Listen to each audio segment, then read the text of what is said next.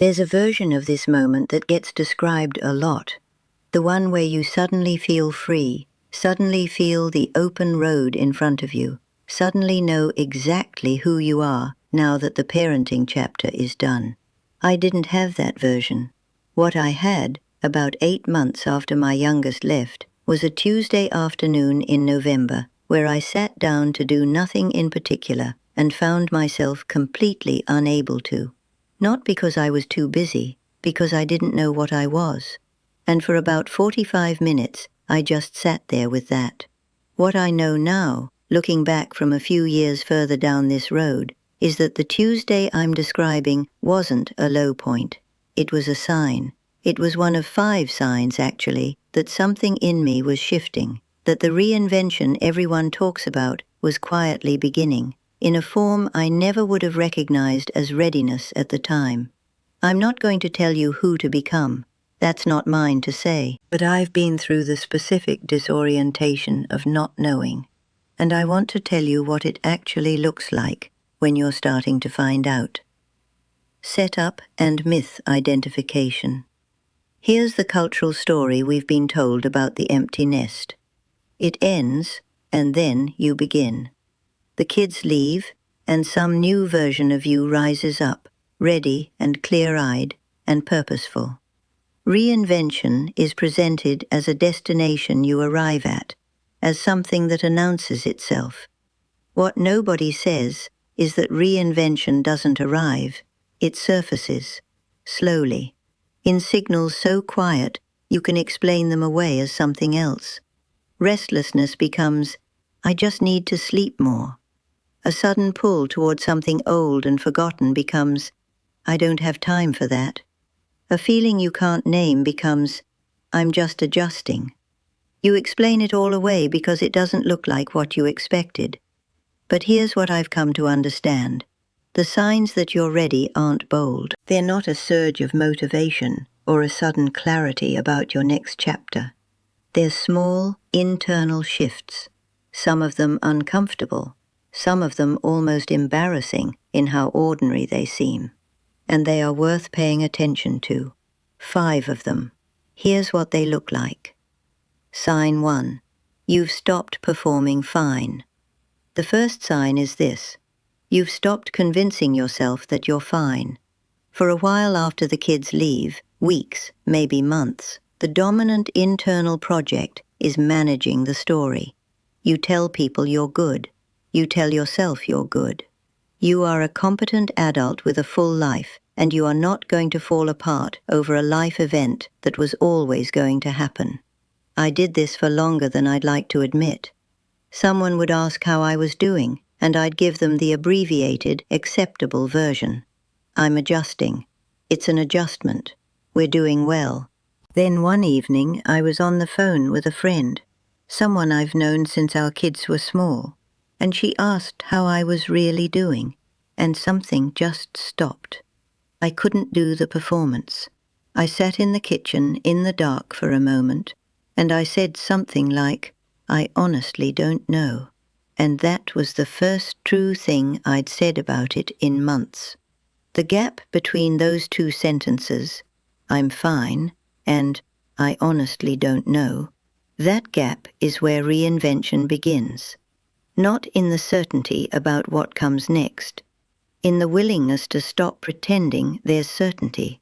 If you've recently had a version of that moment, if some wall in you has quietly come down, and you've stopped giving the curated answer, that's not a sign that you're struggling. That's a sign you're ready. You can't build a new version of yourself on top of a performance. You have to start from something true. Sign 2.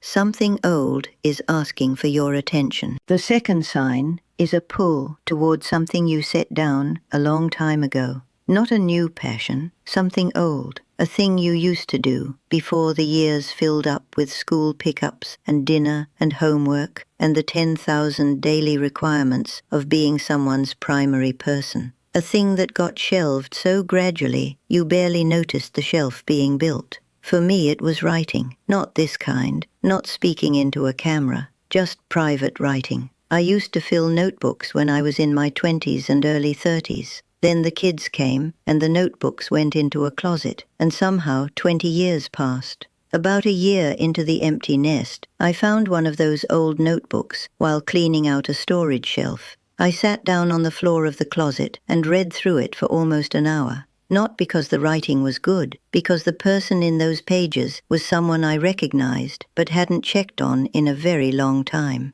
I put the notebook back, but it stayed with me. The question it asked stayed with me. What is yours? What has always been yours? What did you set down not because you stopped wanting it, but because there wasn't room? If something is pulling at you like that, something quiet, something you might dismiss as nostalgia, I want you to take it seriously. That pull is information. It's not asking you to reconstruct the life you had at 32. It's asking you what mattered to you before you organized everything around someone else's becoming. That is a question worth sitting with. Sign 3. You're suddenly uncomfortable with your own company. Here's one nobody talks about, and I want to say it plainly, without making it into a problem. For many of us, the empty nest is the first time in 20 years we've been alone with ourselves for an extended stretch, and we discover we don't know how to do it. Not depressed, not lonely in the acute sense, just uncomfortable, itchy in the silence, reaching for the phone or the television or the errand, not because you need it, but because the quiet requires something of you that you're not sure you can give. I noticed this in me as a restlessness I couldn't locate. I'd start things and abandon them. I'd walk from room to room without purpose. I'd make plans and then feel relieved when they fell through, and then immediately feel worse sitting in the house alone. What I eventually understood was that I had spent so many years being needed, so many years with my attention organized outward, that turning it inward felt like trying to use a muscle I hadn't trained. It was uncomfortable because it was unfamiliar, not because something was wrong. This is a sign of readiness, because discomfort with the silence is the beginning of a negotiation with yourself. When you can't comfortably sit in your own company, it means you're being asked to figure out who that company is. And that question, who am I, specifically, right now, in this quiet, is the question that makes reinvention possible. You don't skip this part. You sit in it long enough that the discomfort becomes curiosity. That's when something starts to shift. Sign 4. You've thought about a version of your life you dismissed as unrealistic. This one requires some honesty. At some point in the months or years after the kids leave, most of us have a thought we don't say out loud. A flicker of some life that looks different from the one we're in. Not a fantasy about someone else's life, something more specific and more personal than that. A version of your own life that you maybe glimpsed once and then filed away under the category of not practical, not possible, not what someone like me does. I'm not telling you to chase it. I'm telling you the fact that you had the thought is worth noticing. I had mine about 2 years into the empty nest. It was about where I was living, actually. A specific feeling about a specific place I'd been once and never gone back to. I mentioned it to my husband almost as a joke, the way you'd say it, wouldn't it be something, and then you laugh. He didn't laugh. He said, tell me more about that. I didn't know what to say, because I'd spent so long treating it as the punchline of a thought rather than the beginning of one. The dismissed thought is a sign of readiness because it means some part of you has already been doing the work. While the surface of you was adjusting and managing and performing fine, something underneath was drafting possibilities. You don't have to execute on them. You don't have to tell anyone. But take the flicker seriously enough to ask yourself where it came from and what it's about, and what it might know that your practical mind has been keeping quiet. Sign 5. You've stopped waiting for permission. The last sign is the quietest one. There's a version of you that has been waiting for someone to say, "It's your turn now," waiting for the right circumstances, waiting to feel ready enough, clear enough, sure enough, waiting for someone to give you back the self you handed over to full-time parenting, as though it was something that could be handed back. That waiting is real. It makes complete sense. When your identity has been organized around a role for 20 years, you don't just snap out of it. You wait for external permission, because external permission was how the role was assigned in the first place. Someone needed you, you showed up. It felt clear because the need was clear.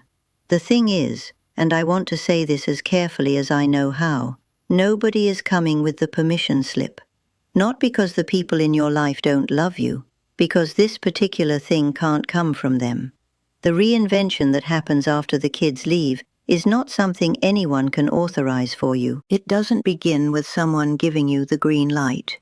It begins with a small, private decision to stop waiting for it. The sign of readiness isn't confidence. It isn't certainty. It isn't even knowing what you want.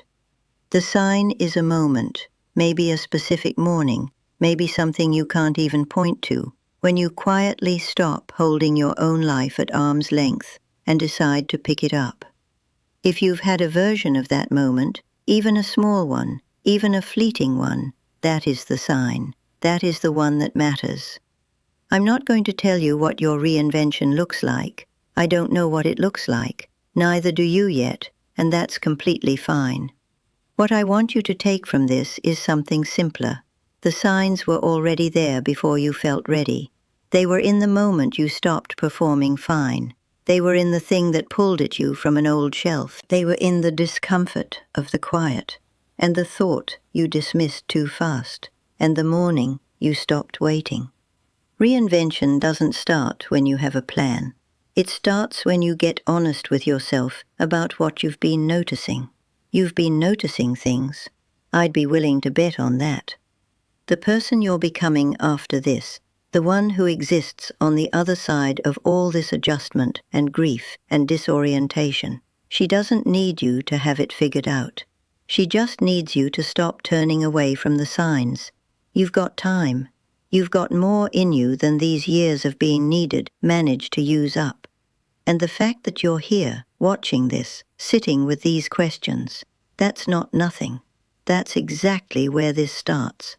If any of this landed, I'd be glad to hear about it. There's more of this conversation where this came from.